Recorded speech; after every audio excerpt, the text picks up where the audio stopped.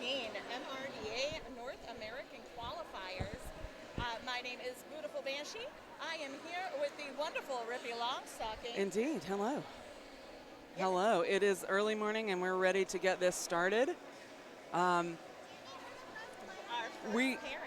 Yeah, it looks like we might have time to introduce a roster here. So I'll tell you a little bit about Denver's roster while we're waiting for everybody to take the track. It's a number 11, Cruz, number 18, Ferguson, number 1984, Crunchy, number 207, Judgment Day, number 257, Schneider, number 36, Lenzo, number 4, Menu, or Jordan Stelly both ways. 40, Broderick, 43, Chris with a K, 45, Panty Depressant, 72, Raging Cajun, 77, Chet I Knight, number 8, Hunter, 89, Alchemist Prime, and number 98, Sparrow. Coached today on the bench by Disco Acres, Rachel Blackman, and D-Day Doll. Okay, so we have Toronto Men's Roller Derby. Of course, Toronto Outrage from Toronto, Ontario, Canada. Okay, currently seated number 8 at the MRDA NAQ. However, they are coming into this with a ranking. Okay, I'm sorry. We have an MRDA ranking currently of 18. So thank you for that, Rippy. Just working on a few things in the background here, so forgive me. I apologize. Normally I am far more on point. So what's most important, though, those skaters that are rostered today, here they are for Toronto Men's Roller Derby, TMRD 100, Pink Slaminade 101, Potty Mouth 11, Billy the Kid 1, 2, 3, 4, Street Fight Manifesto 13, Low Blow 132, Arnold Bacon-Egger 137, I'm sorry, it's Arnold Bacon and Egger, but I like to rush through that. 137, Death Ray, a.k.a. D-Ray. 151, Biff Malibu. 1528, Just Tara. 17, Kitty. 1983, Yub Jub. 210, Boxcar. 222, Spencer Sleep. 513, Shred Flanders. 5139, Armin Hammer. 52, Sid Happens. 76, Frank the Tank. And 888, their captain, Senior Wiener, who happens to have a birthday today. I Rippy? know, that's so incredible. What a great way to spend your birthday. Of course, skating, I mean, any day is a good day when you can have roller skates on your feet. But today in particular, Wiener will be able to celebrate by skating with his team up against Denver's ground control. So I think that's a really rad day, a rad way to start your Saturday. So we'll be getting. Yeah, I just wanted to tell our viewing audience that, you know, we certainly appreciate all the people that got here last night and this morning. Had a couple of technical difficulties, but we are here and happy to bring you this over the live feed so that you can watch all this exciting Derby action. And that is brought to us by the New England Roller Derby Report, a.k.a. Nerd Derby, here on twitch.tv/Nerd Derby. And Chad, working it solo this weekend. Shout out to Lady Lana. She is home with the pups, the ever so famous puppy Kanga, who made her debut, I believe it was at La Classique, Georgia W. Tush, if I'm not mistaken. And, you know, a dog's life is tough, and sometimes the entourage just has to stay with her. You know, I would happily be a dog's entourage at any time. You could just ask, and I would do it. Seriously, same here. I mean, I have a puppy nephew. I've talked about him before on broadcast, but shout out to Thor because he's blonde and cute. He's the cutest little cat poo, but I would be his entourage any day. So, and thanks to all of you who are here bright and early joining us on East Coast here, Eastern Standard Time. It's a little after 9 a.m.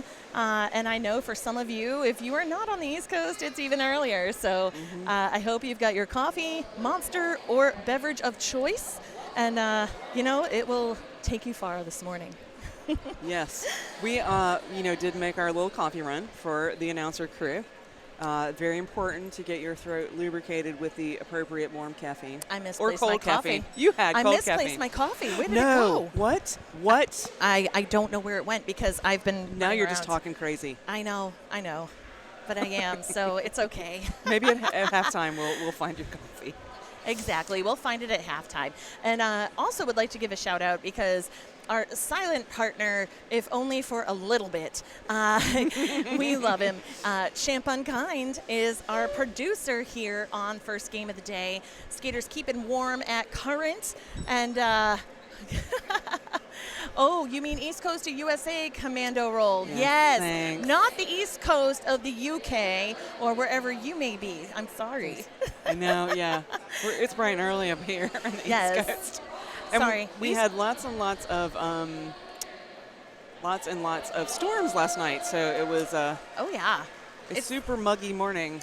However, for Rippy, last night, this is actually a dream right now compared to how stagnant the air in the venue was last night. It was an improvement, but it's all good. It is, yeah. And there was It's a warm. question if Region Cajun was here, and Yes.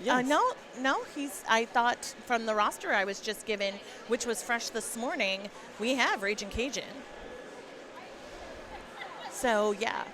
Yeah, Raging Cajun's on the roster. And those rosters were given this morning. This morning, yeah. So yes, we may not see him at the moment. Maybe he just stepped away from the track for a moment, but yeah, that he's on the roster for that. So. Yes. So you will see him based upon the information we were given. Yeah. So we're going to take a moment because right now we're seeing how there is a bit of a delay, and I think it may have to do with stats book printing issues, but we know how it goes. Day one, morning one, there's always a couple of hiccups, but nothing that cannot be resolved. So we're just happy to be here. We are. I mean, Rippy, I'm spoiled because I get to work with certain folks multiple times this year, and you're one of them. I enjoy seeing you multiple times so far this year. Hope to see you again. Yay! Yeah, fingers crossed. Yeah. So, no pressure or anything. We might have Champ Unkind, who is the tournament head announcer for the MRDA No Championship. pressure, Champ. But yes, so we shall see, because of course we know that the men's European qualifier as well as the North American qualifier here both lead to the MRDA 2019 Championships. Yes. That will be hosted by Denver's Ground Control over in Denver, Colorado, and that will be Columbus Day weekend, or as we like to say now, Indigenous Peoples Weekend, because that's more accurate. Columbus, yes. Yes. So that particular weekend, which is in October. I think it's the first weekend in October, yeah? It's October 13th. Oh, no, it's the second weekend? The second weekend. But bear with me a second because 11th through the 13th is what? The 11th through the 13th of October. So definitely stay tuned on mrda.org and also Denver Ground Control's Facebook page for ticketing information. You know you want to be there. And we will... Oh, okay. Should be lovely. It will be wonderful. So apparently we have audio, but it was black, and that's because right now there's nothing going on the track, so Chad is fine-tuning a couple of things. So what you are seeing, Monk Air, is correct, but we will have everything up and running with all the pretty graphics and video shortly. Yeah, the officiating crew is working on the stats book. We are working on technology. Our skating officials are out in the middle of the track discussing things that they do. Yes. And so we will get everything restarted here in just a minute.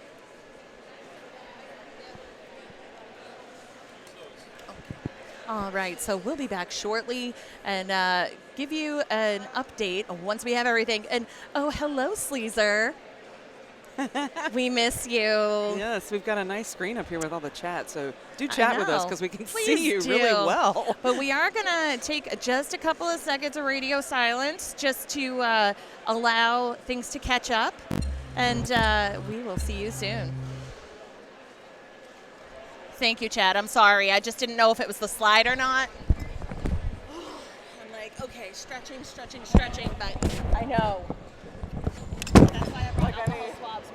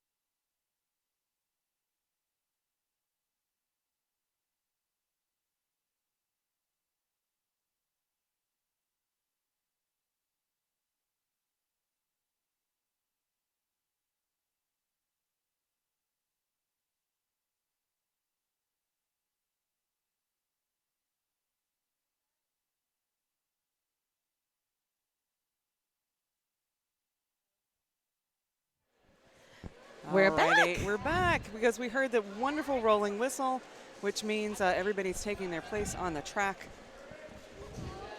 All right, so we're getting things started. Looks like jammers of record. We've got Sparrow with the star for Denver's ground control, who's wearing navy, up against Senior Wiener, the birthday boy, in white, securing lead at only 8 seconds in. Oh, And almost immediately, looks like a power jam with a forearm called on Sparrow. Sparrow will hang out in that box.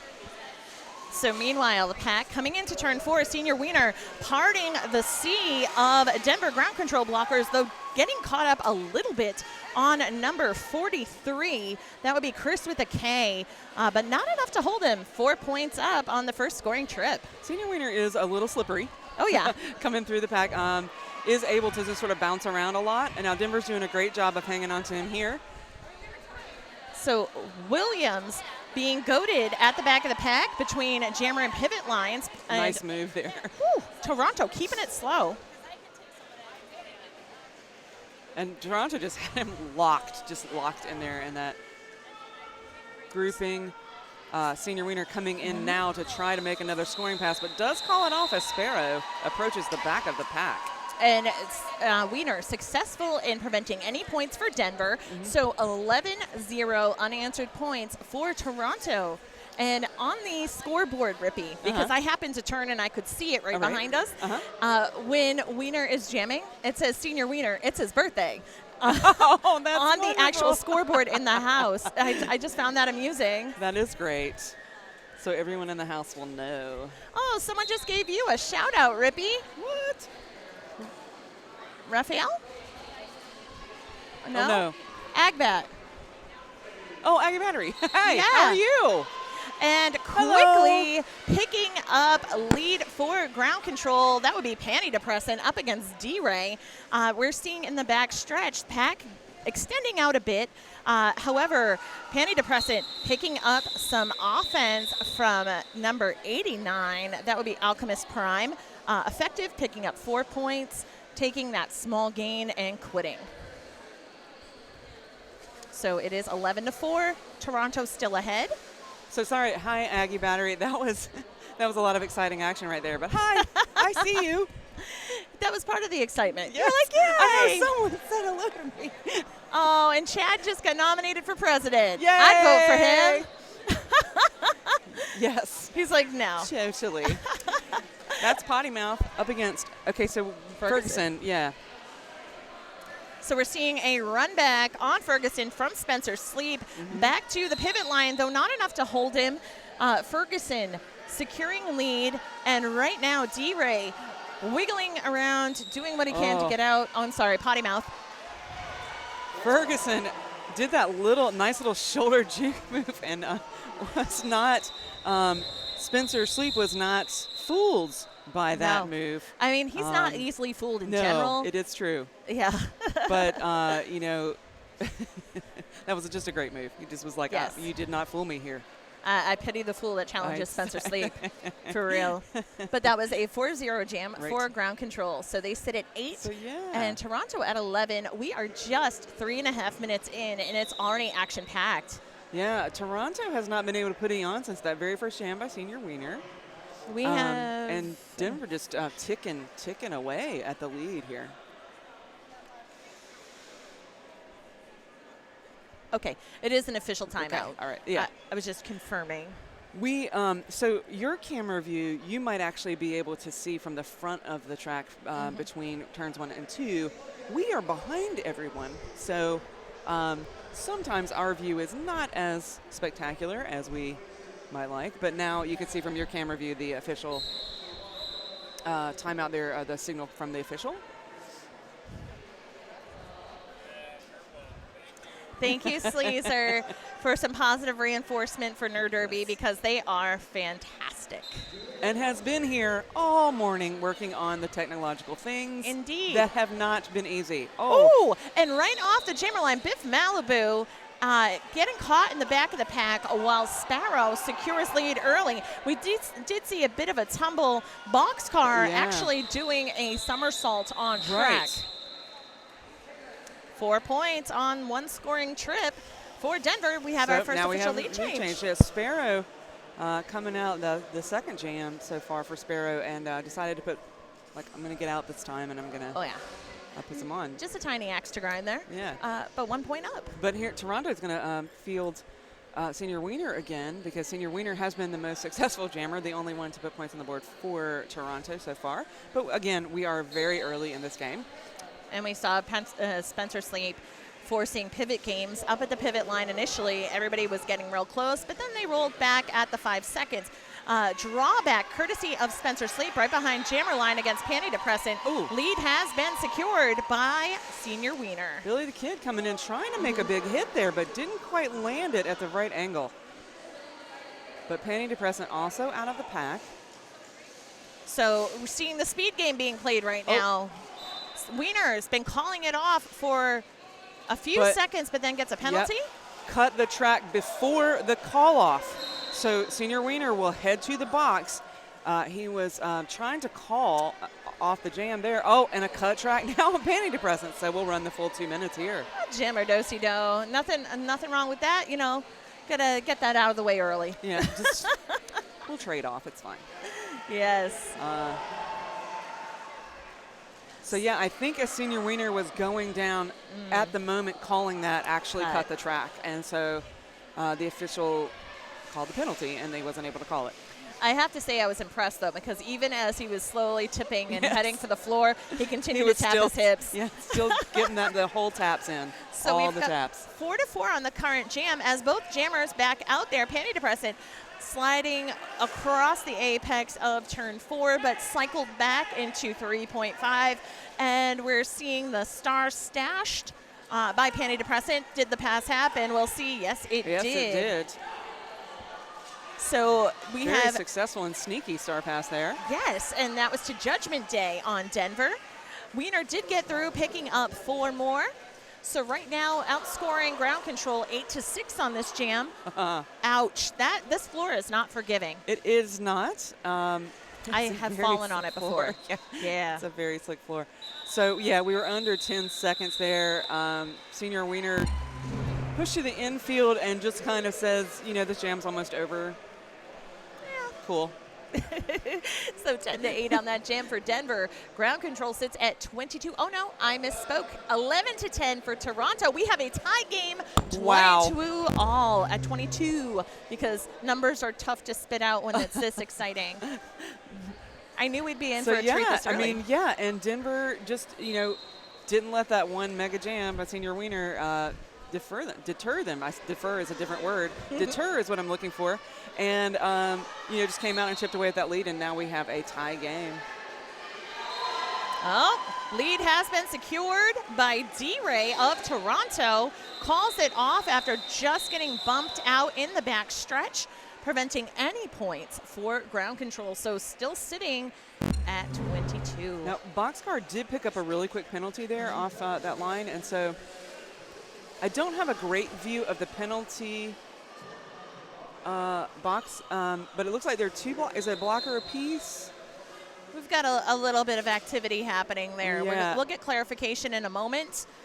And also, we do have an official timeout in progress as well. So it goes team bench, penalty box, team bench. Yes. So when you look at the penalty box, it's just a lot of bodies. Especially when we have bench staff. Yeah, and so sometimes it's a little unclear who is in the penalty box right now, but we will keep you updated with penalty information as we get it. Yes, and we thank you for your patience. Looks like we got some more wishes of happy birthday to Senior Wiener, and we will totally make sure that they know that we saw them all over the socials. Yes, Keith is right. Nerd Derby does not mess around. He's got a great setup. Mm-hmm. Yes, thank you for that. And hi, Impressed with the Chiller setup. and Toxic Beverage. I see you. I'm really impressed with Chad's setup. Just the sheer magnitude of all of the things that have to work well to get it to bring it to you live like this.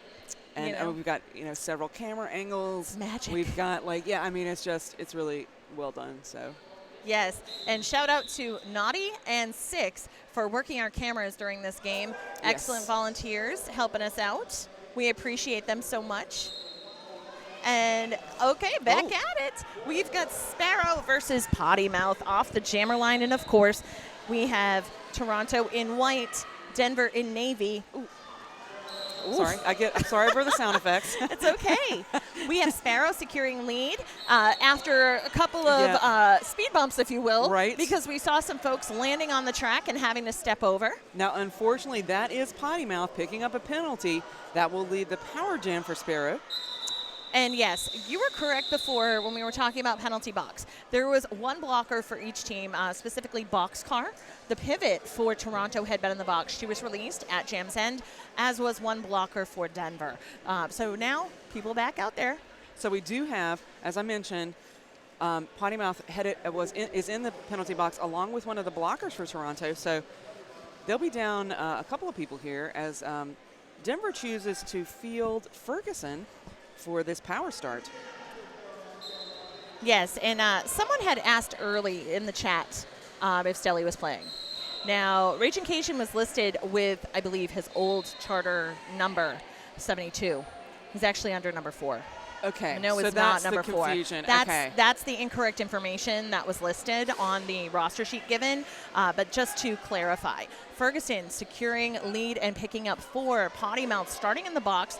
Right now hot on Ferguson's heels as the pack moves toward turn 3. A quick call off. That's Jordan. Oh, and okay. Justin. I'm sorry. It was Jordan. Justin is That's 72. Why. Right. I'm sorry. There we go. Okay, yeah. There's That's 2 why. Stellys, so.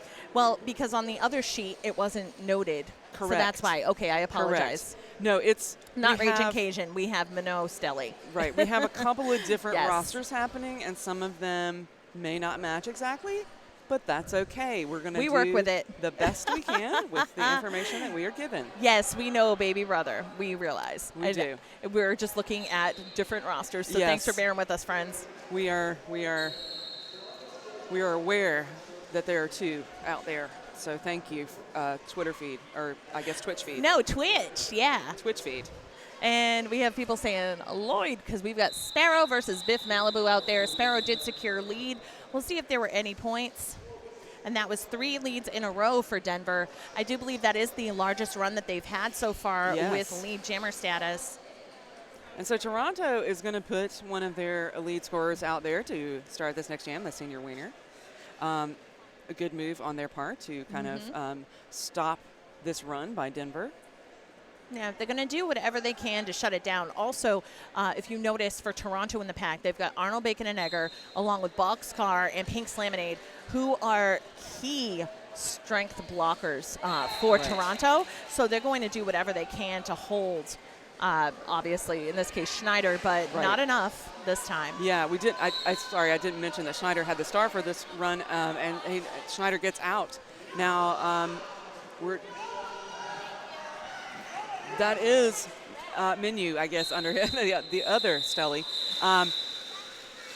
Headed to the penalty box now, and that will be the only person in the penalty box as we end this jam. It was a 4-0 in favor of Denver, so Toronto unable to stop that momentum so far. And from what I can see in that Twitch TV chat, we're seeing all the folks representing. We have Golden State repping Team Hit Squad. That's right, Hit Squad TV. Hey, friends. So we'll see. Who knows? Maybe we were lucky enough to. Well, there's so many chats and they're moving. Flower City. I know. Flower City Fear. That's Toxic Beverage. Glasgow. Yeah, everything's moving. And speaking of moving, Ferguson securing lead early. This makes the 5th lead in a row for Denver up against D-Ray of Toronto. Jam is called before any points go up for Toronto, and Ferguson picks up 3. So 41-22 in favor of Denver's ground control. Can you believe it? We're already 12 minutes in. It's going by so quickly. So if Toronto isn't able to stop this momentum, it may be an opportunity for the use of one of those timeouts to kind of reset Toronto and get them back into this. Little clock management happening there. So again, Potty Mouth, I believe you said this, Potty Mouth taking on Sparrow off the line. Yes, and we are seeing a 4-3 pack advantage for Toronto right now as Minot, a.k.a. Stelly, the pivot starting in the penalty box, coming out, doing his part to contend against Potty Mouth. Potty Mouth is out. The pack currently in 3.5 and getting Sparrow through. So looks like picking 4 maybe. I'm waiting for the official hand signal. 4 points on that first scoring trip. Hits, quits, and we are heading for Jam 13, 45-22 right now. So let's talk about who's repping HIPAA here on the Twitch feed. Sorry, I didn't mean to say pitch. Pittsburgh Blue Streaks, Sydney Smash, Nottingham Super Smash Brother, Carolina Wrecking Balls. I think that's Ice Cold. Hi, Ice Cold. How are you? And just to point out, too, we've been talking about the lead percentage runs, at least for Denver. That last jam was the 8th consecutive jam scoreless for Toronto. We'll see if their luck changes here. Ferguson securing lead up against Biff Malibu. Pat currently in turn 2, and just a casual apex jump from Ferguson. Calling it off. So Sleazer says she's in a long-distance relationship with Puget Sound. Yes, we know. It's true. Oh, thank you. And Micah Pathick there from Maelstrom.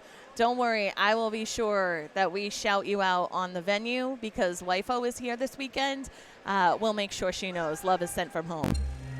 Okay, and Wiener setting up against Schneider from Denver. Oh, clear Schneider on the outside. That was amazing. And just coming out with that little spin at the very end, just doing that little maneuver. You know. Very clean, very clean. Good work by Schneider. Wiener getting caught up here in the tripod of Denver jerseys. And generally speaking, Denver tends to, keep pretty clean. Toronto does a decent job as well. I mean, there will be, of course, times people hit the penalty box. But as far as anything that requires extended timeouts or reviews, we don't see a ton of that. Not a lot of stoppage. And we did have the replay there, thanks, Chad, of the open outside lane. That was quite impressive. So we're seeing a different formation setting up near the pivot line, which that's not unusual, but right now we have the tripod from Toronto right in the mix, almost getting to set up to be wrapped by Denver, but Sparrow does get knocked outside. Neither jammer has lead yet, both right in the middle. Lead secured by Sparrow. Right, as soon as you say, of course. Announcer curse. Lead in that, right. Get those Derby bingo cards out. Sparrow coming back in for a scoring pass. It does make it through, and D-Ray getting pushed back again onto the outside this time. First to the inside, then to the outside. Not finding a lot of purchase. Now, we are seeing that pack extend all the way from turns 1 into 2. Right now, D-Ray at the front, working against that couple of last blockers from Denver, though is driven out and cycled back to 1.5. Sparrow running it. We're seeing the hand signal. Sparrow just is not having a problem with this particular setup for Toronto. It just, look how easy Sparrow makes it look. And I believe this is the highest scoring jam thus far in the game. So we'll see what the total will be. D-Ray does get out. Any points? Finally. Denver was doing a great job of hanging on to D-Ray there. Really making it that slow grind, too. Yes. But more so not putting the brakes on, but the drawback game was strong in that jam. Not drawing back consistently, but not so far that you gave the jammer a lot of room. By the way, Sleazer, you can just be hyped as much as you want and talk as much as you would like. Sleazer, it was a 39-0 run since the tie at 22 points. I'm telling you. Absolutely incredible. So 63 for Denver's ground control to 22 for Toronto. Panty depressant with the star securing lead for ground control up against Potty Mouth, who started in the box. Yeah, but came out and is, exactly. And there were so many thoughts in my head that they all came out as, and so, for 4 points for Panty depressant on that. Potty Mouth, also does get out, though it was a no penalty. A quick 8 points in total for Denver. So they sit at 71-22. And we have just under 13 minutes remaining in the first period. So this is just my perception at this point, but Toronto has had a blocker in the box almost every time. So right now, one blocker got out, another blocker to the box. That's Arnold Bacon-Egger in the box right now as we start this next time. So they've consistently not had a full complement of blockers. Right, and it definitely tells the story because we are now at 11 scoreless jams for Toronto. However, the first time that they have received lead in several jams. So that's courtesy of Biff Malibu calling it off because, of course, Denver doing a great job pushing the speed and forcing the call off, but who knows? The tides can turn at any point. Right, yeah, we're still pretty early in the tournament. Well, you know, game one. I Game know. one. We're That early. so early in the tournament. We're still early in the game. And I saw that, so if we were to give a play-by-play on the Twitch chat right now, Double XL currently halfway through a mimosa. Turn up. Nice. Okay, well, hey, good for you. All right. Thank you for joining us, and bottoms up. I know, right? We salute you. I will toast to my water. Yes, I have a nice coffee that will get me through the rest of this game. And the next one, right? Yes, there will be all of the coffee. I am, you know what, I have the pleasure of being tournament head announcer for It the is our pleasure, I assure you. Oh, you're sweet. Well, but also it just happens to be back-to-back. Last year for the North American qualifier, I had that pleasure for the first time, and then I'm back for it. And the thing that I made sure of, because we need caffeine, I made sure to bring a box of coffee from Stewart's, which is a local donut shop here in central New York. I stopped on my way because my people, they need the caffeine, as do I. I would just say, too, like, it does help to have a warm liquid if you're an announcer. It just does have, like something warm if it's tea, if it's a coffee, whatever your beverage of choice, but it just helps to have that warm thing. Commando roll, which, there you go, parking lot booze is the best booze. Sure. Hey, you know what? No shame in that game. But also, too, I want to apologize. I inquired earlier when Commando Roll had mentioned the coasts.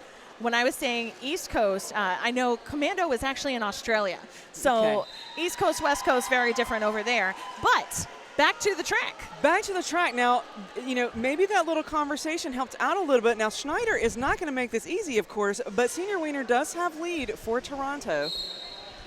Now, everything getting all caught up in the mid-back stretch. We are seeing Schneider able to scoot by on the inside line, picking up 4. Wiener getting driven to the infield, calls it off while straddling the line. Yep. So 4-2. Does pick up 2, yeah. So, and I was saying, Toronto did begin that jam again with a blocker in the box. So this is a theme for them so far this half. And, kudos to Senior Wiener for getting out with. Which we saw that replay very quickly there. Thank you, Chad. Yeah, seriously, it was not an easy feat. And that was the first points put up by Toronto in 12 jams. Wow. And just to let Champ know, Keith says, tell Champ to get it together. We all see you there slacking. I know. Look at Keith, man. Keith on the stream spying on you. The camera's right there. It's down there with 6. Watch out, them be fighting words. We're seeing Champ put his fists up. It's like, slow your roll, buddy. It'll be okay. So, of course, this official timeout brought to you by Champ Unkind and his fighting fists. Are really bad jokes. It's not my really I know, I can't help it. But I love them. Don't stop. Ever. Oh, Shred. Wishing Low Blow and I could be there with Toronto. You got this, pals. Yeah, thank you for the shout out. And I know we had your names on the roster, and it's at least good to have you here watching on Twitch. And for those who are not aware, if you are watching us right now or you tell your friends, twitch.tv/nerdderby, you can subscribe at no cost to you if you have an Amazon Prime membership. That's right. You get to subscribe to one Twitch TV channel of your choice, included in your membership. And that helps out New England Roller Derby Report. So Chad just put the link out there from Moobot, but just wanted to throw that out there in case you didn't know. And it does support Nerd Derby here. Nerd Derby, there we go. It does help support the channel, and it helps make sure that it's a vibrant community. Yes. So well, and another thing too, the subscription, it enables Chad and Lady Lana to be able to attend all of the different Derby events. I mean, this year, La Classique, the Georgia W. Tush, as well as Put Up Your Toques, right? Or no, you didn't do Toques. It was La Foi du Nord. That's right, La Foi and du Nord. lobster roll. I know. And lobster roll. Lobster roll, and yes, all sorts of great events. I mean, you were here for Siege. There's a long list. So if you want to show them your loving adoration, make sure you subscribe. Right. And also, there's a donate button on their page, which Chad would never tell you about himself. But we can. We can tell you because like shamelessly promote all of the things that are good. Yes. And Nerd Derby is one of the best.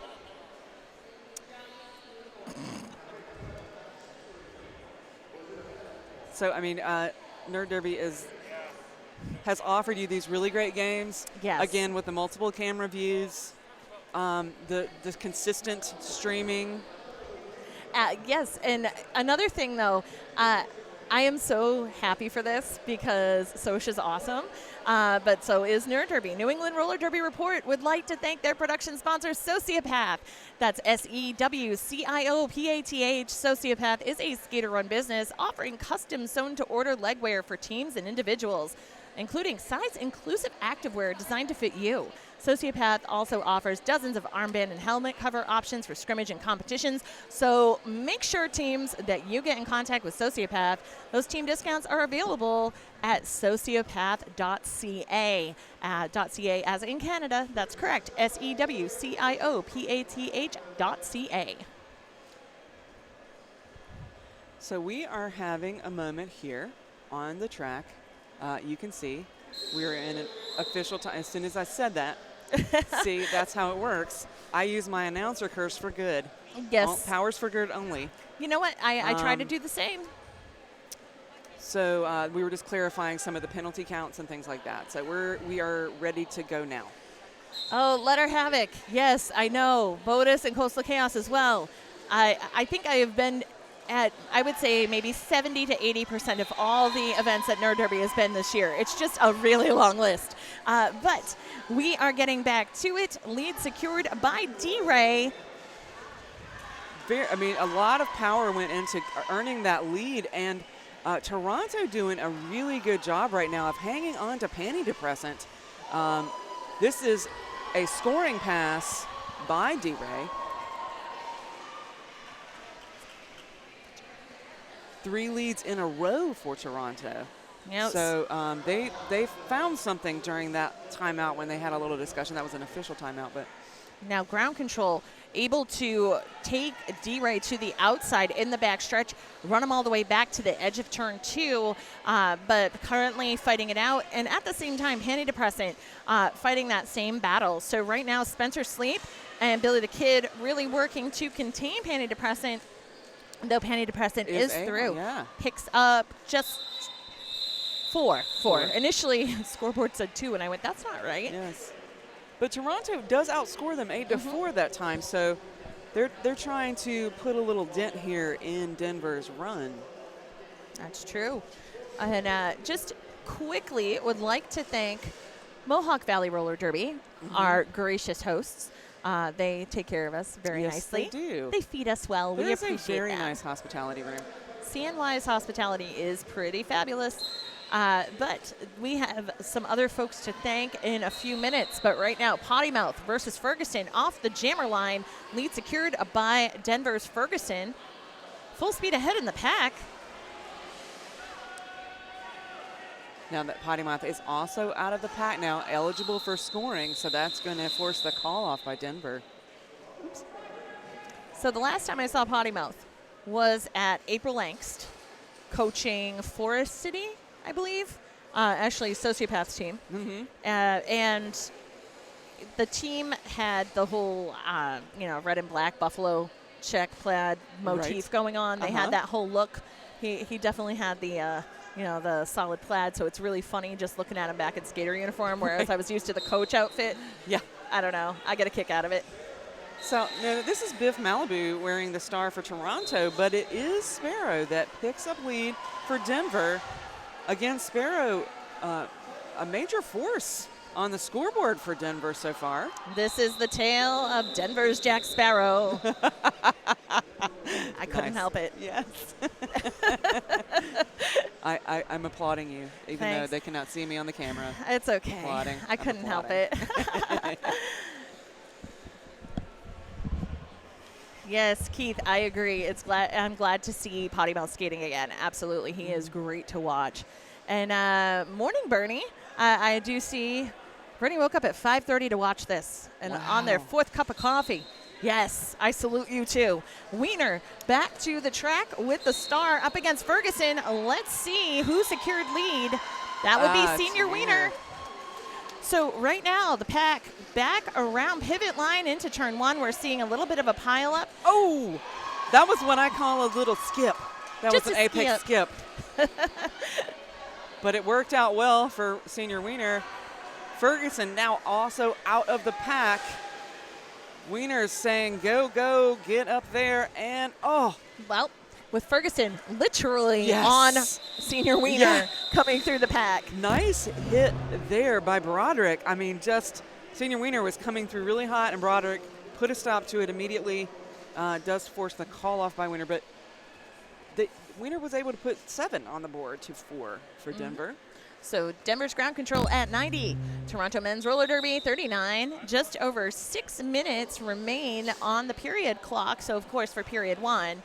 So official review has been called. And we'll find out by who. I do believe it is Toronto. Yes. Yep. So we'll get those details for you shortly. We will send Champ out to talk to the alt ref. And just want to thank our vendor and sponsor, 808 Roller Skate. Yes. For those in the Derby community, many do know 808 Roller Skate because Hijinks from Philadelphia, PJRD there, Penn Jersey Roller Derby. That is his shop. And 808rollerskate.com is the website. We are lucky enough to have 808 Roller Skate in-house this weekend here at the 2019 Men's Roller Derby Association North American Qualifier. And they do. 808 tends to have some sales as well. So I would recommend highly checking out the website for our viewers. Definitely. Check it out and check out what sales they've got going on. And if you are somewhere in the vicinity and on your way here, you will not be disappointed. Yes. I do believe I didn't see Hijinks this morning. I didn't check out the booth yet, but I did see him last night, and he had his dog Orion with him. And Orion's a good boy. He's very sweet. He's a good pupper. So you should definitely, if for no other reason, go for the dog. Yeah. And then stay for the skating goods. Yeah, and check out the skating goods while you're petting the dog. Go ahead and scratch the belly of the dog and also pick up some new skate gear. Yes. Oh, Keith waiting for the first silly salt. That's next game. Patience. This game's not even halfway over. I know, but we would like to tell you about what else we have on the schedule today. Yes, we would. So coming up, it will be for our 11 a.m. game. That will be the Philadelphia Hooligans versus Austin Anarchy. That's sure to be a treat. I think that will be a lot of fun to watch. Oh, last year's NAQ, that was a lot of fun. Yeah. And I know it's going to be even more fun because Wombo's back on skates this time. Nice. Okay, so we're seeing that Toronto had requested a cutting the track penalty against Denver's Jammer. It was found to not be accessible, so the no call will stand. They use and lose their official review. Yes. But Toronto does have 2 timeouts left on the clock. Yeah, I mean, a nice job to, you don't call our official review for nothing. They clearly felt like they saw something there, but it was also a nice time to regroup and talk a little bit to your team. So D-Ray taking on Schneider for this next jam as we come out of the official review.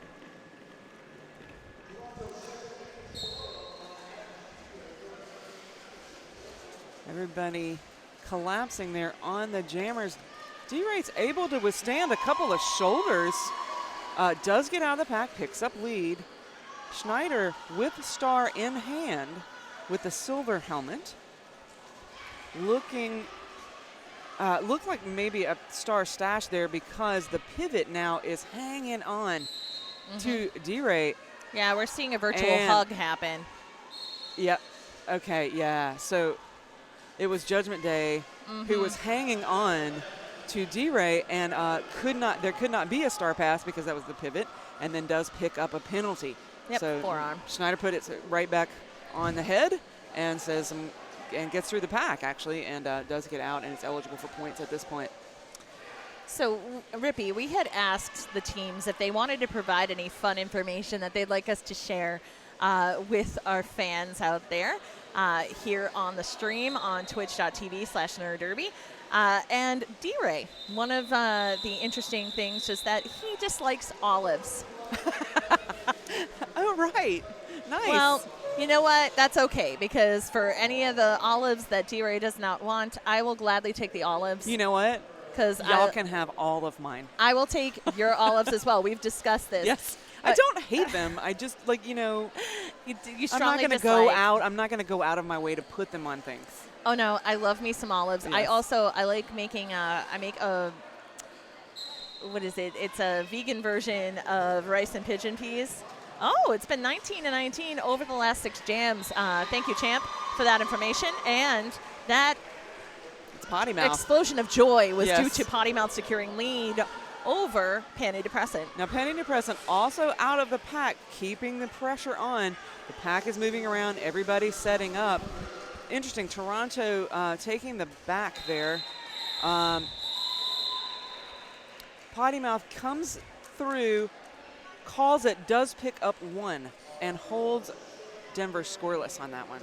Yep, and it is a 50-point lead that Denver has, 94-44, with just under 4 minutes left in period 1.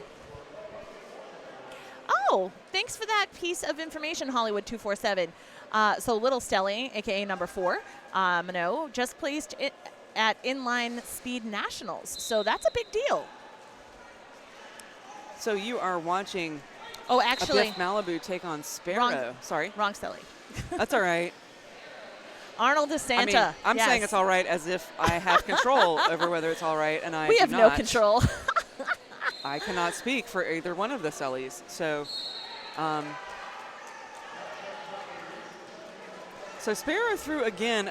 As we mentioned, Sparrow doing great work on the track, picking up a lot of points here for Denver. But that Biff Malibu also out of the pack comes around. So Sparrow calls it for a total of 6. That brings Denver to a round 100. Not around 100. Space round 100. Right. Because there weren't any commas involved, so we don't have to worry about that. It's not like, let's eat grandma. Let's eat grandma. Right. Yeah. It was space, and I needed to pause for longer. It's all good. It's early. So we do have an official review being called by Denver's ground control. Champ Unkind will report back shortly with the details. Meanwhile, we would like to thank some of the glorious sponsors who have hooked up Mohawk Valley Roller Derby with a bunch of great stuff. Oh, gotta go for the belly, right? Did you seriously just do a replay of D-Ray's belly? Yes. Yes. Thank you, Chad. Thank you for that. That was amazing. You know what? He got up early. He can see. He can that will do his team proud. So not just for Toronto, but he also coaches Montreal Roller Derby's new skids. And we know how it goes on that team. Crop top, don't stop, okay? We've seen whips. We've seen the crop tops. And let's not forget, free Shavakadu, okay? Amazing. So we'll have to include that. Yes, best replay. Put that on the highlights reel, Chad. Right. Caesar says so. It's official. But yes, so that's what I was saying about the crop top won't stop. But before that, which would be a great sponsor lead-in, of course, we would like to thank Dippin' Donuts, who is a local donut shop. I believe in the hospitality room we have donuts waiting for us. We have many donuts. In addition, there's Fat Boy's Pizza. I have not had Fat Boy's Pizza yet, but I will have to check it out. Yes, make it a GIF immediately, please. And, of course, Shobani, because we know protein is necessary for athletes and to keep all the other folks who may not be playing the sport this weekend, whether they're officiating it, announcing it, what have you. You're doing it again, aren't you? We knew it. So Shobani has graciously donated a large amount of their fabulous Greek yogurt. And, of course, Burn Dairy for stocking the volunteer fridge with chocolate milk. Yes, we love it. We love them. Thank you, Burn Dairy. And there was a lot of laughter going on behind here. We're going to find out what's going on. Okay. Okay. See, so they were challenging the track cut on the pivot, right? Yes. Yeah. So yeah. Denver was. Okay. Yeah. So just making sure, and it was not upheld. So the pivot was straddling, and so they can't take the official review with them. It's gone. Yeah. Bye bye. Yeah, might as well use it. D-Ray's Belly is the event tag. I like it. Hashtag D-Ray's Belly. Hashtag HB Day Wiener. Yes. Yes. So for those who are Letterkenny fans out there, there is someone here. Oh, somebody already gifted. Yes. D-Ray needs a crop top. Thank you. Thank you. Thank you, Flip Top. You are the best. But also what I was trying to get to is there might be a couple of friends here in the venue who are working to give Senior Wiener a super soft birthday today. So. Yeah, there will be unicorns. There will be fun things. Yes. Plus, of course. There's a huge blow-up pegacorn in the corner. That's just because the hooligans are here, so okay? I'm just saying that would be, like yes, Flip Top doing do. the Lord's work. Per sleazer. Thank you. So speaking of Senior Wiener, the birthday boy. Right up the outside. But Ferguson. Look at that. I know, right? Ooh, Ferguson says, I see that. Uh-huh. And this is what I will do. So, yeah, really nice lane there on the outside for Senior Wiener, but Ferguson finding the inside. So they both came out, and Ferguson was able to pass Senior Wiener, and so the call-off happened really quickly. So no points, of course, for either team there. All right, so let's see what we have going on. All right, pivot starting in the penalty box for Denver. So a 4-3 pack advantage for Toronto. Oh, no, 4-2. So there's, in addition, another blocker in there. So seeing the pins come tumbling down at the pivot line. That's not right. But we do see lead secured by none other than Mr. Needs a Crop Top himself, D-Ray, up against Sparrow. So Sparrow did have a little trouble, get caught up there by the Toronto defense, but is able to get out, and D-Ray coming around, dodges 2 sets of hits there, is out for 4 points. Pack regrouping in the back stretch. Pink's Lemonade working to burn the clock on Sparrow, only does so for a second. So 4 points for Sparrow. We have 1 blocker to the box. That would be a number 43, Chris with a K for Denver having a seat. So 5-4 on the jam in favor of Toronto. So I missed a call, but there are 2 blockers. Yes. 2 blockers in the box for Denver. Someone had just sat, I believe. Okay, well, okay, all right. Yep. So 6-4, so that takes Denver ground control to 104. Toronto men's derby 50. Just over a minute remains in period 1. So this is an opportunity for Toronto here. They put Biff on the line, taking on Ferguson. And so big track advantage for Toronto, but it is Ferguson that manages to get out of the pack and now turns around and is going to try to run some defense. Well, defensive jamming, sometimes it can be fun. And Ferguson thinks it's going to be a good time. Biff Malibu's like, come on, can we just skate, please? So Linzo, I think that maybe Ferguson saw Linzo standing and was like, I got to kill a little bit of time here to get some of my people out of the box. True. Was partially successful. So we have 1 blocker still standing for Denver in the box, none in the box for Toronto. All right, so Jam 29 is upon us. 108 for Denver ground control, 50 for Toronto men's derby. Jammers of record, we have Panty Depressant for Denver, Senior Wiener for Toronto. And again, seeing the the lineup. Oh, no Yep. jam. We didn't have enough time to get to the next jam, and so we will roll into intermission. Yes, and they were ready just in case, but just one more quick thank you. New England Roller Derby Report would like to thank their production sponsor, Sociopath. Sociopath is a skater-run business offering custom sewn-to-order legwear for teams and individuals, size-inclusive activewear designed to fit you. Sociopath also offers dozens of armband and helmet cover options for scrimmage and competition. Team discounts are available. Please see sociopath.ca for more details. And again, Sociopath, SEWCIOPATH.ca, as in Canada. And we'll be back shortly with the conclusion of Denver Ground Control and Toronto Men's Roller Derby, live from the NAQ 2019 here in Rome, New York.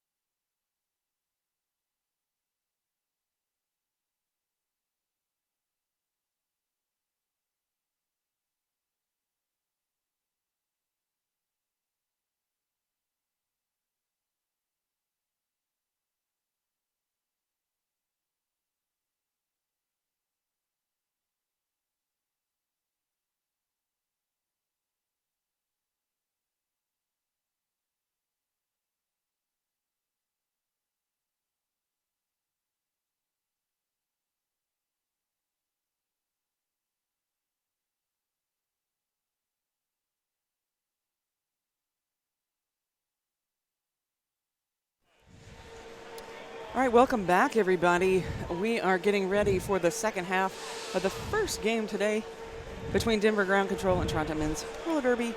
And I would just like to give a shout out to Sinful, who wonderfully and amazingly gave me a cannoli. Yes, During our break. Sinful Pleasures, skater for Central New York Roller Derby, who happens to be the lead medic here at the 2019 MRDA North American Qualifier, live in Rome, New York. She also makes cannoli, and she has strawberries that are filled with the cannoli filling, and those are lovely. Amazing. I just want to say, as we said, the food situation here is pretty good. Hospitality. But she just walked up and was like, "Would you like a cannoli?" And I'm like, "Why, yes."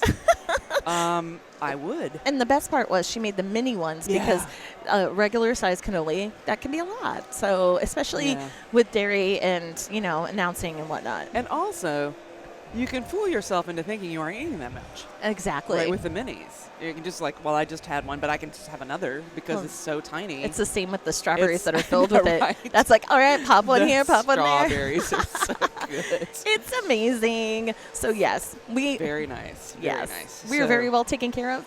Shout out to Sinful. And I'd also like to report, not that anyone out there really cares, but I located my coffee during halftime. I care.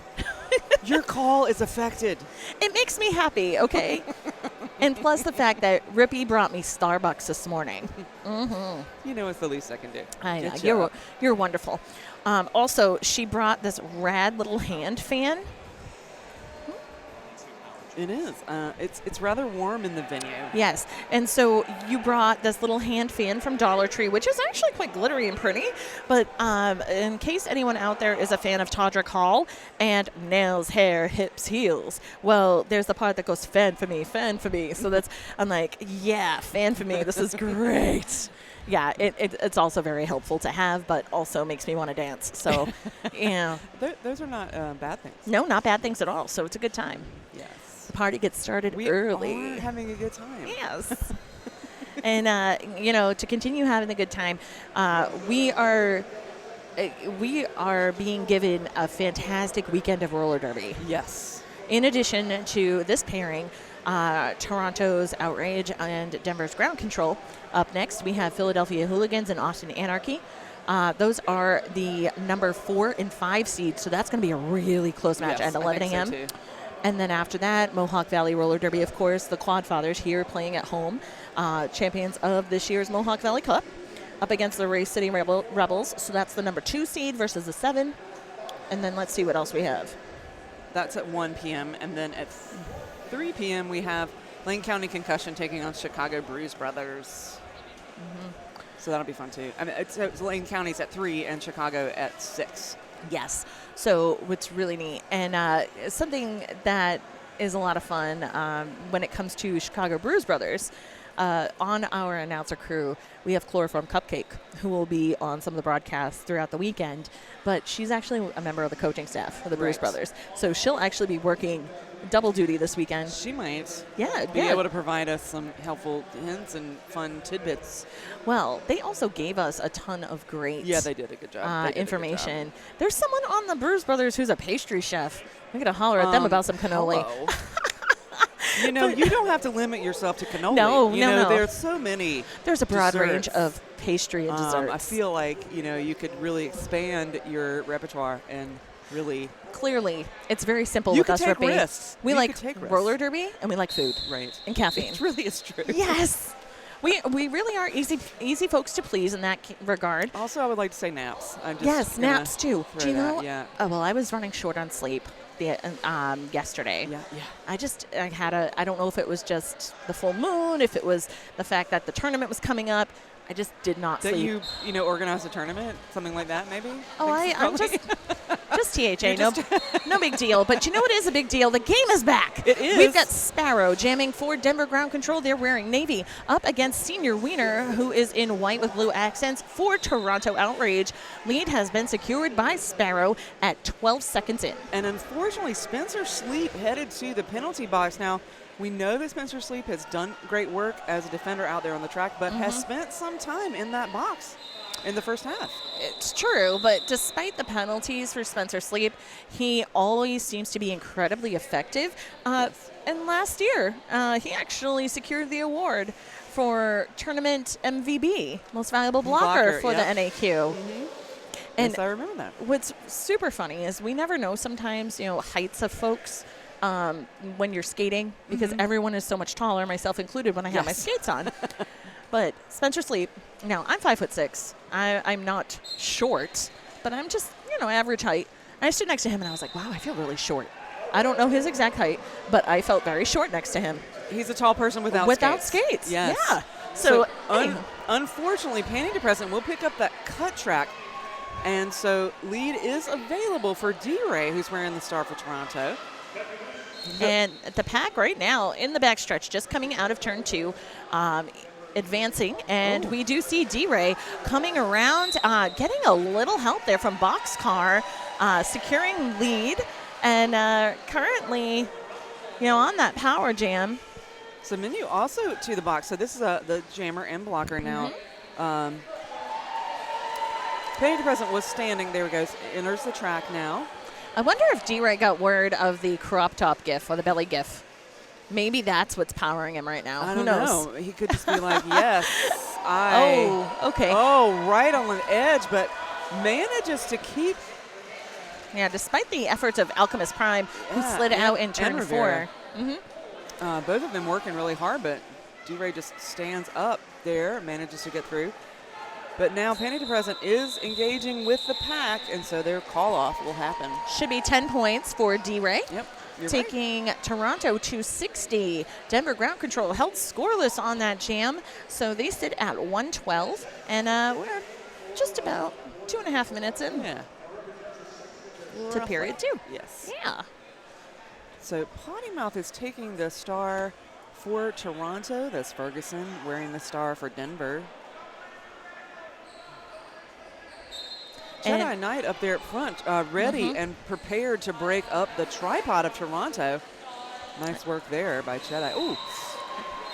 And we do have packet full staff right now. I know that has not been the common thread for a while. Oh, someone wants jammer games. Potty Mouth is just like, That was beautiful. The communication between the officials there skating around the inside. Yes, we know you were out first, but there was a no pass, no penalty. So the second person got and it was just a whole communication there. But yes, and it was understood. And everybody knew what was happening. It was great. It was really great. Well, what was even better, of course, because, Ferguson will flip and he's like, okay, you want to play? Let's do this. I'm going to play some defense. Little jammer defense. I'm just going to call it then. It's cool, man. We're good. Just the smiles on everybody's faces. It was really great.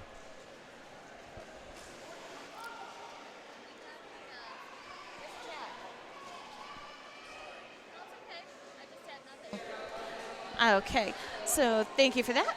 And we have our chat back up in front of us. So trust me, if you have any questions, throw them out there. Oh, we do see Biff Malibu, lead secured, letting Sparrow surpass him, though calls it off. Looks like, he turned around to look face off. Biff turns around to try to face Sparrow, but did maybe change his mind. I'm not sure if he was lead or. Well, sometimes too with Biff Malibu, you do see the smart pivot come into play a lot when he's jamming, because many times he will pivot in the pack for Toronto. So sometimes that's more of just the defensive perspective. That's what I took it as, but it could have been hey, do we need to go now? Nope. Okay, I'm going to call it. Yeah. Take a look at the bench maybe as they come around there on turn number 4. Communication with the bench is key. Yes. And right now we do see we've got all sorts of things going on right around the pivot line. Both nice hit there. Both teams working the lines on the jammers. That nice hit that Rippy mentioned was from Spencer Sleep, pivot on Toronto. Wiener drawn back, getting caught up in the tripod, but Gumbying his way out. Lead secured by Panty Depressant. Senior Wiener also out of the pack. Linza making a couple of really good hits out there as well. Want to make sure I can say all the names as humanly possible, because there are a lot of bodies out there, but I want to call attention to as many people as I can. So many bodies doing all of the things. Yes. And so quickly when you start to say, hey, that was a great, there's another hit. So yes, we do try to mention everybody as much as possible. We do.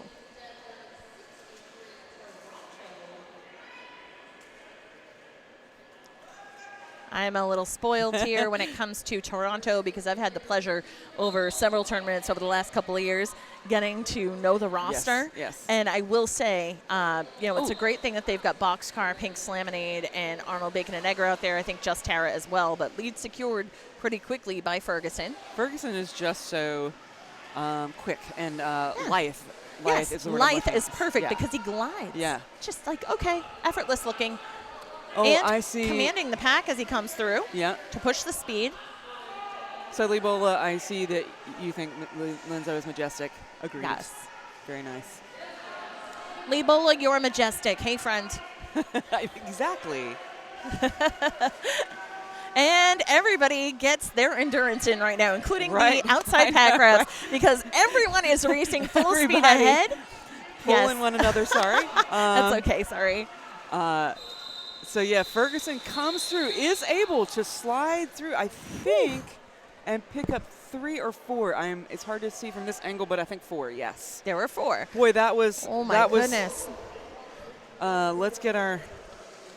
As you said, our endurance. Yes. Let's get our blood pressure up here. Everybody comes off the track and has to take a moment. And those 8 points picked up were able to make it a level 60-point lead for ground control. Yes. They sit at 123 to Toronto 63, and we're just about 7 minutes into period 2. USARS, Hollywood. That he is Libola. Yes. Toxic Beverage. Agreeing there on Lenzo, but right now. Nice little spin move there by Potty Mouth to get out of the pack. Big hit there by, we talked about Spencer Sleep the whole game. On and Sparrow. you see why we've been talking about Spencer Sleep.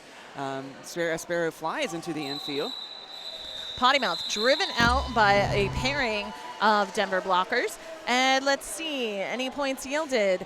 We have 4 for Potty Mouth and Toronto, taking them to 67. I do believe scoreless for Denver on that last jam. Yep. So 123-67. And up next at 11 a.m., don't forget, we've got Austin Anarchy taking on Philadelphia Hooligans, the number 4 and 5 seeds. That will be a treat as the MRDA North American Qualifier 2019 continues. But right now. Oh, nice inside move. Oh. Biff Malibu. But Panty Depressant has got some fire underneath and has sped out of the pack. And here comes, everybody, Biff coming in. Picking up 2 points. Whew. And, we were seeing, Manu was looking for a penalty against Biff Malibu. There must have been a mention, but the jam referee said no. Nope. We saw the Dirk shake his head no. But putting up the horns there, 2 points for Toronto, sitting at Bill and Ted's favorite number, 69. To Denver Ground Control's 123. Just about 21 minutes remaining in the game. Senior Wiener versus Ferguson, who slips right through. Ferguson is just moved his body in a way that you can't and made it sort of a skip hop over the inside. That was a beyond casual apex jump. That was more like a quick little hurdle hop. It was beautiful. Can we get a replay on that? So, yeah. That would be great. Let's see that again. Look at this. Look at this. There we go. There he goes. He kind of moves the parts of his body that you're not supposed to. Skip hop. Now, there was a little question there at the end whether Ferguson tapped hips multiple times, but the official said yes. Yes. You did, in fact, tap multiple times, and so that jam was called. No big deal. Denver has had a lot of momentum here in the second half, and Toronto will pick up a few, but Denver has controlled so far this the last half of the first half and the first half of the second half. There we go. The second and third quarters of the game. Yeah. Because I know we don't split them into quarters, but I look at it as every 15 minutes is a quarter, so there you have it. But what's most important is our pairing out on the track right now. We've got Panty Depressant versus D-Ray. Of course, Denver in navy, Toronto in white. D-Ray coming around the outside despite Manu's attempt to drive him out and back. Lead secured by D-Ray. Just Tara running back. Not only Manu, but also the pivot from Denver. In the backstretch, things are getting a little hectic. Bit of an awkward blocker sandwich happening, but jam is called. We've got 3 points up for Toronto, and courtesy of D-Ray. So takes them to 72 to Denver's 127.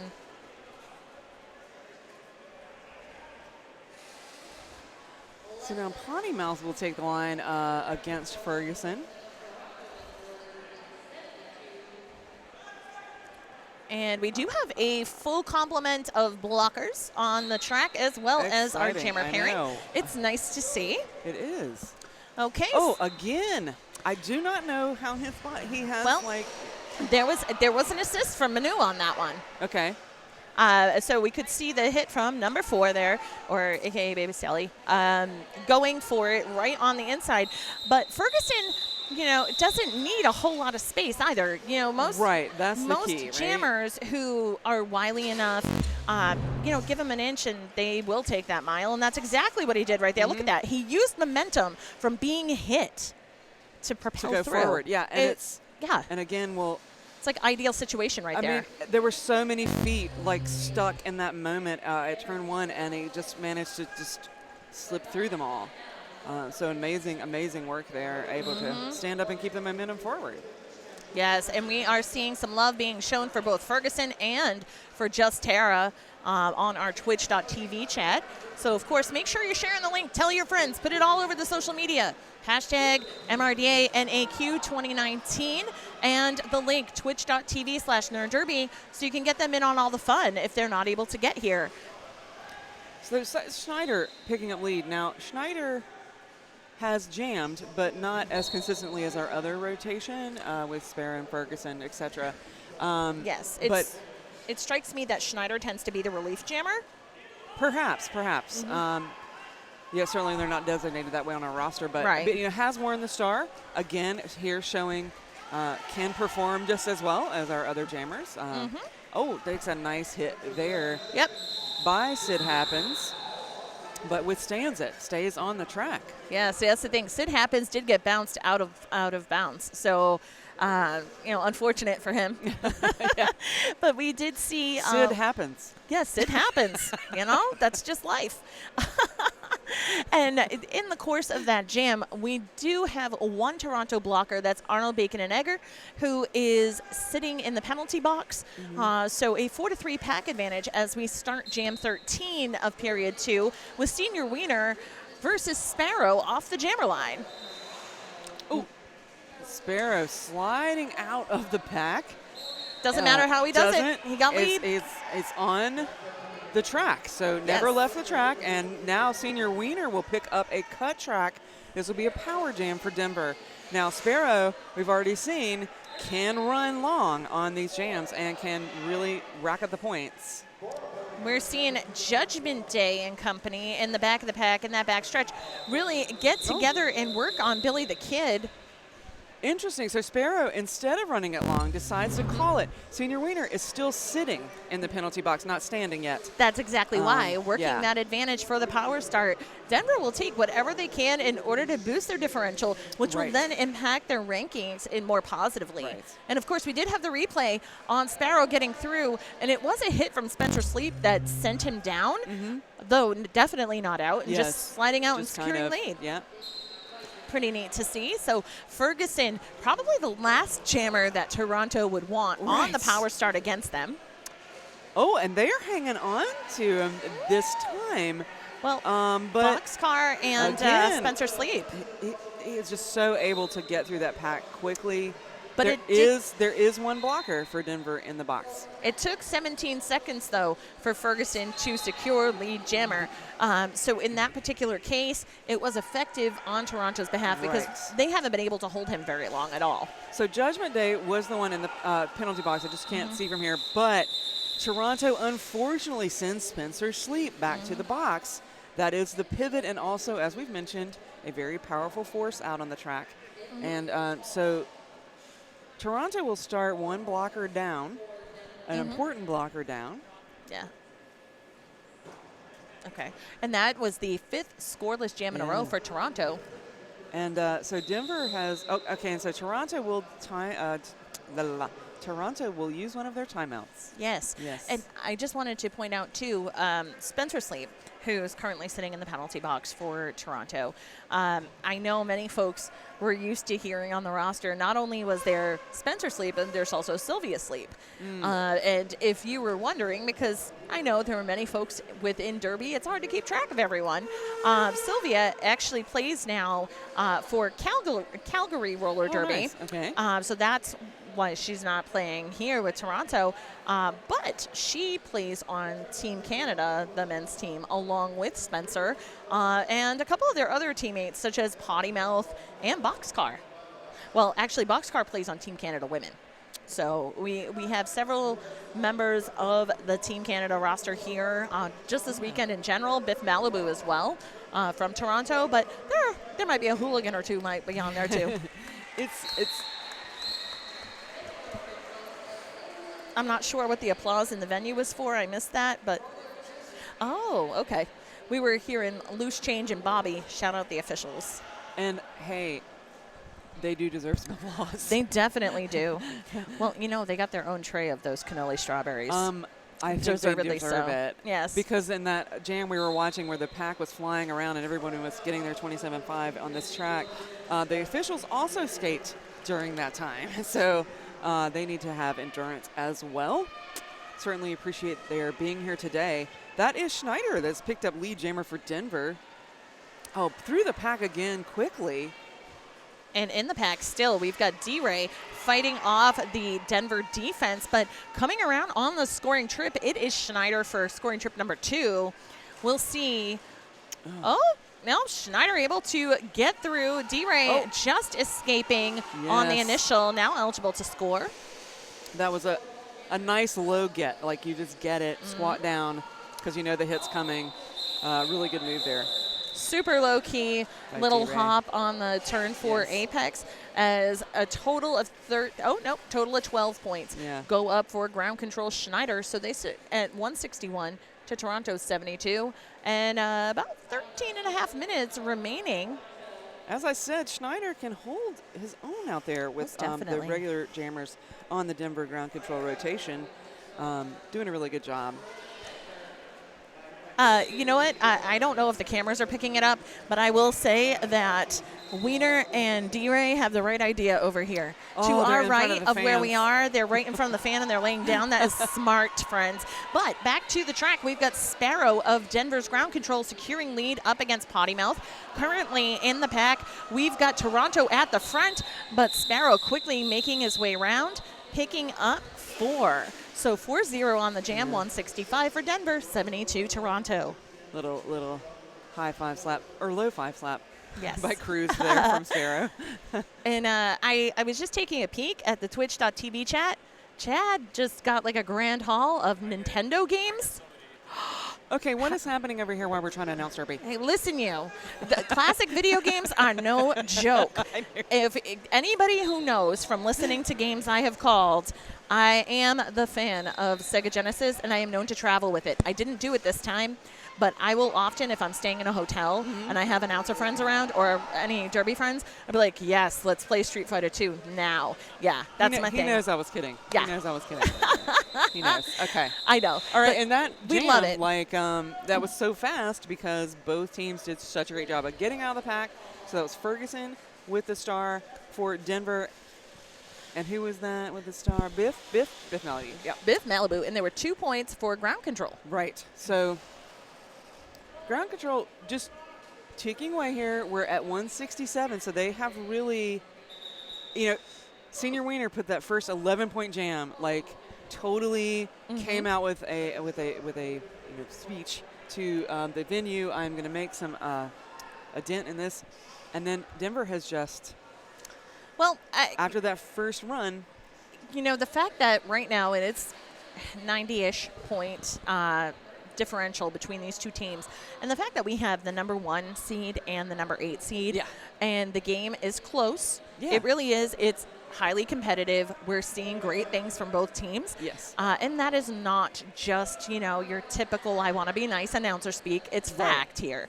I didn't mean to take away from Toronto. No, I know you're not. Absolutely. I know you're not. But you know that there were some times where we're like, okay, well, we know that there are times you just try to be nice, and that's just a fact. But I'm being honest here. It's the pairing. It's pretty great, and we have happy birthday being serenaded. There we go. By our Pavarotti of Derby. That's true. Bobby Narco on the house mic is singing happy birthday to Senior Wiener. Who has a power start.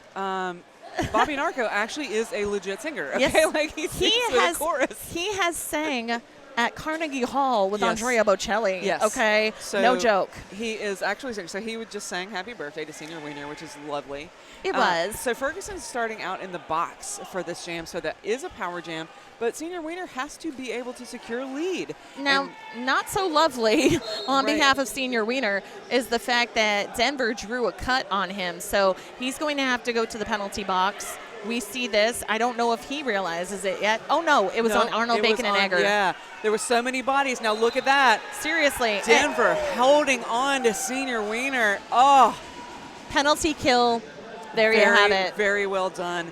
And Ferguson sneakily coming onto the track while Senior Wiener was distracted with that incredible defense and just sneaks through, picks up lead. And now Senior Wiener still stuck in that defense and has not exited the pack on the initial pass. And it is a testament to the efforts of Alchemist Prime along with Hunter.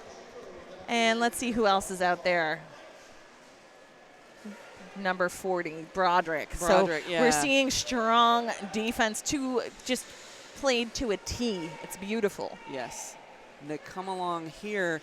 Now Toronto again has another blocker in the box. We'll start this out one blocker down, which has kind of been the pattern. Yeah, exactly. They start with one blocker down on most of our jams. So that 12-0 jam for ground control. That lands them at 179 to Toronto 72. So we do have that 107-point lead right now, which definitely is favorable for ground control as they are looking to advance here with under 10 minutes left in the game. With such a great, with such a high-level team. Yes.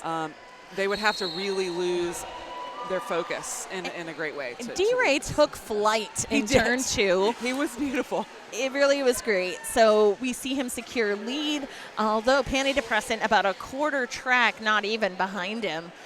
So both on the scoring trip right now, but full speed ahead. D-Ray really pushing it out along with some help from Billy the Kid at the front. But we're seeing Judgment Day attempting to take out D-Ray. That was 4 points for D-Ray. Blah, blah, blah, blah. Yes. So many things are happening in my mouth at once. Judgment Day actually got that out of play, I believe, was the call because of blocking way out here. So we'll go to the box. And, so that leaves Denver down one blocker. But then also blocker for Toronto to the box. So now we're even. Both blockers are sitting in the box, so neither one has gotten out of that first few seconds of their penalty. We were seeing some great offense being played, too, by Armand Hammer on Toronto. Got to hand it to him because there was a lot of work being put in there. And I know sometimes because we do have so many bodies cycling past us on the track, I just want to give him a shout-out because killing it, friend. All right. And let's see here. Yeah, if you on the Twitch feed want us to shout somebody out because you saw them make a good move, you can put that on there. We do try to get everybody that we possibly can because everybody is doing a great job in this game. Yep, and Shred Flanders just pointing out Toronto doing a great job despite the forearm penalty just picked up by Potty Mouth.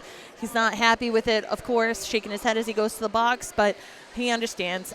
Sparrow picks up 4. And Sparrow has this attitude that's like you can tell he's focused, just calm. Yeah. I'm just going to skate now, and I will skate through this pack. It's true. Just very calm. Well, in general, the demeanor we see from Denver as a team, I mean, there are some, how do I put this, without making it sound bad against other teams, because you can tell sometimes when someone's their mental game may not be at the same level as their physical game. Right. But with Denver, it's very much on the same page. Mental, physical, clean, focused. You know, you don't see them get very easily distracted. Flustered. Yeah, or Yeah. flustered. And there are some teams, and it's usually on an individual basis per Right. skater, Sure. where you can see that happen. And that can really work against them. But yes, I had mentioned before how Shred Flanders pointed out, last year, Denver was really able at this time last year running 20, 30-point jams. And, of course, you know, Jammer Lat Point not being a part of it anymore is helpful. But still, that's true. Toronto is doing much better against them. Yeah. But also, Toxic Beverage points out that Toronto has stepped up their game this year. And that is true right there. Absolutely. So it's evident to us. But Ferguson sidestepping right on the track in turn 4. Now, sadly, Spencer Sleep will head to the penalty box again. So I don't have the exact penalty count right here in front of me, but I feel like it's getting up there. It's getting up there, and Spencer Sleep really needs to calm things down a little bit. Perhaps in the danger zone a little. Yeah, and I do want to say, like, I think Toronto can be really proud of themselves. Yes. Like, and the showing here today. They're playing a really high-ranked team. There's a big differential between the rankings. Let me say it that way. And so I think they're just doing a really great job. And And it was a 12-0 jam for ground control, 206 to 80 in favor of ground control, and just about 5.5 minutes remain. And, you know, it is a testament to the work that the teams put in. So I completely agree with that. Biff Malibu wearing the star for Toronto. Schneider for Denver. Biff knocks Schneider out there and will run it back. Now, I have mixed feelings about this particular strategy. I know. It's the former Soul Crush where you would attempt to get the 6 points because jammer lap point and all that stuff. But it's also, I get it, it's to work things psychologically as well. It is, and if you're in the lead, it's a great strategy because you can run the clock, right? But is it wise at this point? Yeah, I'm not sure. Like, I can see why it could be an actual like a legit strategy that you use. But I actually think in that particular case, Biff just happened to wind up in front of Schneider and was able to knock Schneider out, and so it wasn't like a strategy that was happening there. It was just like But right now, fortune. We see Biff just gets knocked out by Denver's defense, but Biff had ended up in the backstretch at the front of the pack, and we had Schneider in the back of the pack all the way in turn 1, but now he's coming through on a scoring trip. So we'll see. It may backfire, but there has been a star pass to Spencer Sleep. To Spencer Sleep. The star is on his head a little shakily. And precariously is the word I was looking for. 4 points were picked up by Schneider. So again, you know, not lead, but still able to make the gain. Yeah. Where right now, Spencer Sleep just picks up the 4. Right. So was it necessarily a wise use of resources? Depends on how you look at it, I guess. Yeah. I mean, I can see legitimate, valid arguments for both using that strategy and not using that strategy. Let's just say it that way. Now, Spencer Sleep against the front of the pack does get out for an additional 4.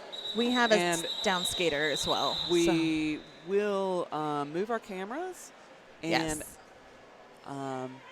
see. Well, the good thing is that was Biff Malibu, who was able to get up of his own accord. Glad to see that he's okay, going to get some medical attention. Right. We'll visit with our medical professionals over in the corner here. But again, as you said, Banshee, able to leave the track on 2 skates, is standing, is responsive, is there. And so let's hope we can, it's just a very minor thing. We'll let them take a look and the official review called by Denver's ground control. So we will see what's going on. Champ is in the middle. There you go. In his snappy sailboat shirt. It's a boating ensemble, right? Boating ensemble. Because he has the little shoes. Oh, he's got the boat shoes too. With the white soles, and he's got like the little shorts, and so he just looks like he's going on Champ's a yachting. A fashion plate. He just needs a little captain's hat. He does. Maybe for I got an idea. Okay, if either of us Okay. there is a Dollar Tree nearby. However, I wanted to give you the heads up that if either of us ends up going to MRDA championships in Denver, one of us has to get him a captain's hat for that, Well, because that's he a great idea. literally is captain of the Right. announcers in that particular regard. He is the THA. That So, is a really good idea. yes, and he will look at either of us and just shake his head. We know. Yes. That's okay. But don't forget, up next after Lee Bola said that Champ is ready for the Catalina wine mixer. Right. That's right. You know Yes. it. Yes. Oh, he's Yes. going to drink a champagne Yes. cocktail too. So lovely.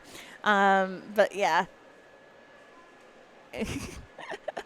Thank you, Sleazer, for keeping it real and breaking it down about Major Tom. There was a discussion about, is there a Major Tom on the roster of Denver's ground control? If not, there should be. However, Sleazer dropping the knowledge bombs that Major Tom was a jerk, so maybe they don't want one. Who knows? One never knows. But what we do know is we have 808 roller skate in the house Yes. here at the Kennedy Arena. And aside from that, they have a website. You should go visit it. Go buy some derby accoutrement at 808rollerskate.com. And it is a derby run business, hijinks of the Philadelphia Hooligans, a.k.a. Penn Jersey Roller Derby. He's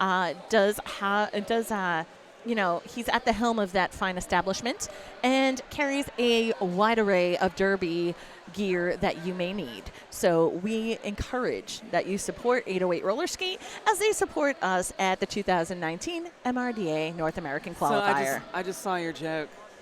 I just saw your joke about Christopher Cross. Nice. Wait a minute, where? What? He was listening to Christopher Cross. Sailing takes me away. I will spare you the karaoke, but we will have the official review information for you shortly.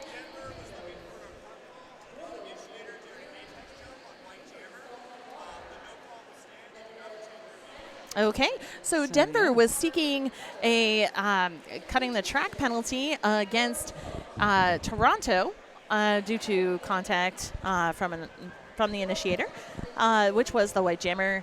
However, the no call will stand. It did not have full basis, and they have used it and lost it. So let's see what we have. Current score is 218 to 88. 3 minutes and 1 second on the period clock. So if you just got up in here, you're just joining us at the North American Qualifiers for 2019. Mm-hmm. We did get started a little bit late. We did. Okay, so we're in terms of time, we're doing pretty good. We are. Right? But I think you might find that there's a short delay before the next one because we do have to have warm-ups and things like that. It's true. For people. So if you are going to tune into the 11 a.m. game, just know we were just a scooch late at the beginning, and so we might be a scooch late for the second game, just to give you a heads up. So maybe 11:15-ish. But we encourage you to join in the chat, and who knows, you could amuse yourselves while you wait. Grab some more coffee and more water. That's right, Yes. Sleazer. Lead secured by Sparrow up against Senior Wiener. And Power Wiener- Jam as Wiener to the box for Yeah. cutting the track penalty. So almost immediately off the jam line, Senior Wiener. And here we get to see, as I was saying, the composure, this sort of stoicness. I'm not really sure how to describe this. I'll think of a word. Okay. That Sparrow has just coming through, not getting frazzled. Unfettered. Unfettered. I love it. Okay. If any of you wants to give me a word on the Twitch stream, go ahead. But Sparrow just has a focus. Arnold Bacon and Egger with sass on the toe stops to the penalty box. I am so sorry. I didn't mean to blast you out, but that was freaking hilarious. There are some things I can't control, and that, yeah. It's okay. It's okay. It's why I love announcing with you. I'm sorry. It's okay. I get really excited. You don't see that often. No, you don't.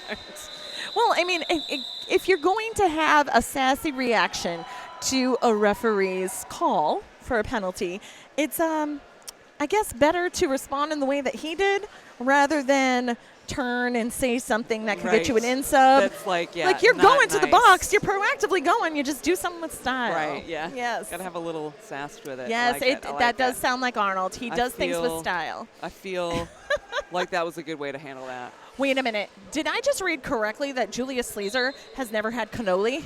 What? Yeah. What? Okay. Well, Sleazer, Really, we need to fix this. You're coming to Providence, and we're going to take you to Federal Hill and get you some from Venda Ravioli and all the other great places. All right, so back to the track. D-Ray securing lead, maybe an eighth of a lap in front of Schneider. Pat currently in turn 2. Like, again, trying to use my announcer curse for good. When I was saying that Schneider wasn't in the regular rotation, Schneider has been in the regular rotation since that time. Yes. And has shown that he can put on the points just like everyone else in that regular rotation. And so, yeah, try to use that for good, that power for good. Ferguson wearing the pivot that time, one of the jammers in rotation, but Ferguson picks up a penalty right at the end. So now we have both pivots. So that's Spencer Sleep and Ferguson. Now, if this is not Spencer Sleep's 6th, it is his 5th. Okay. Well, there's going to be a chat.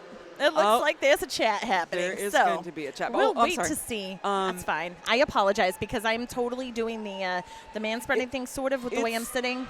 It's a tight space, yeah. And it's okay. We're friends. It's okay. But it is awfully humid, and we're kind of sweaty. But that's all right. So it looked like maybe that chat was about someone needing more water. Yes, the towel spinning is happening in turn 2. Nice. Okay, so for those who do not know, turn 2 is always where PJRD's folks tend to set up camp. Their inflatable pegacorn is there to prove it. It's back in its normal place.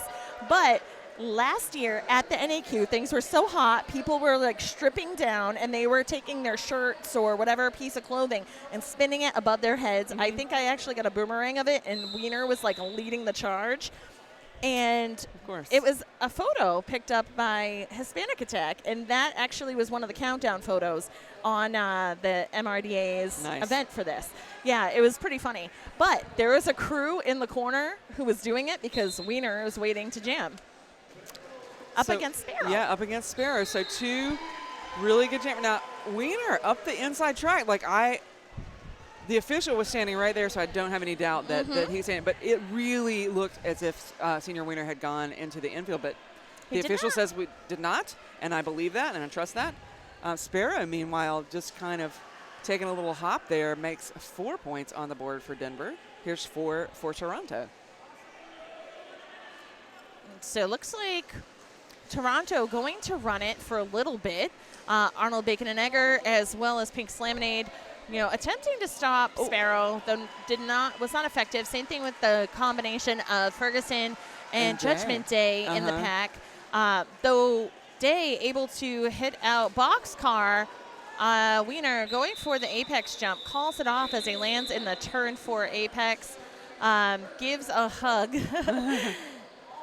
Everybody shaking hands there. That was a lot of hitting. And yeah, that was number 77, Chedai Knight, who's been quite effective in the pack.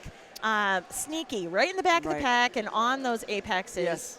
Jammer assassin, if you will. So we are waiting for the final score. So I will tell you that New England Roller Derby Report would like to thank their production sponsor, Sociopath. Sociopath is a skater-run business offering custom sewn-to-order legwear for teams and individuals. Size-inclusive activewear designed to fit you. Sociopath also offers dozens of armband and helmet cover options for scrimmage and competition. Team discounts are available. Please see Sociopath, that's SEWCIOPATH.ca for more details. I sincerely love that choice in a derby name because it is a great twist. Sure it is. On a Sociopath. And I like it. 246 to 99 is your final score. Congratulations to Denver Ground Control and also to Toronto Men's Roller Derby. Yes, they really did a great job. I don't think the score, this is cliche, but I'm going to say it anyway. Yeah. I think the score does not tell you how well both people did out there. Well, luckily there's an archive. There is. And so make sure that you tell your friends that you check out twitch.tv/nerdderby. And we will be back. Well, there will be a new pairing of announcers. Nice. You'll get to hear some new voices make jokes. 11-ish for Philadelphia Hooligans versus Austin Anarchy. And thank you all. We'll see you soon.